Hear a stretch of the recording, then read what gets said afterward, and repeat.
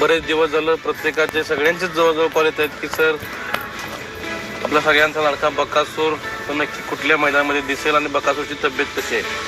तर मित्रांनो, बकासूरची तब्येत अगदी व्यवस्थित आहे.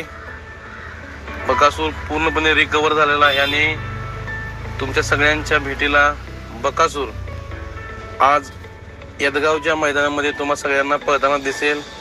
एका चांगल्या पायऱ्यामध्ये आज तुम्हा सगळ्यांचा लाडका विक्रमादित्य हिंद केसरी बकासूर तुम्हाला आज यदगावच्या मैदानामध्ये पळताना दिसेल.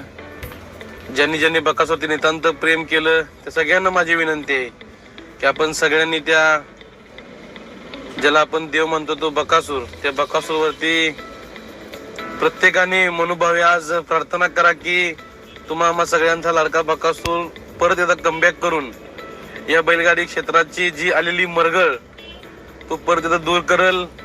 पुन्हा एकदा तोच फॉर्म घेऊन बकासूर तुम्हा सगळ्यांच्या भेटीला येईल अशी सगळ्यांनी देवाचरणी प्रार्थना करा. आणि तुम्हा सगळ्यांचा लाडका बकासूर आज यदगावच्या मैदानामध्ये एका चांगल्या पायऱ्यामध्ये पळताना दिसतोय. धन्यवाद मित्रांनो.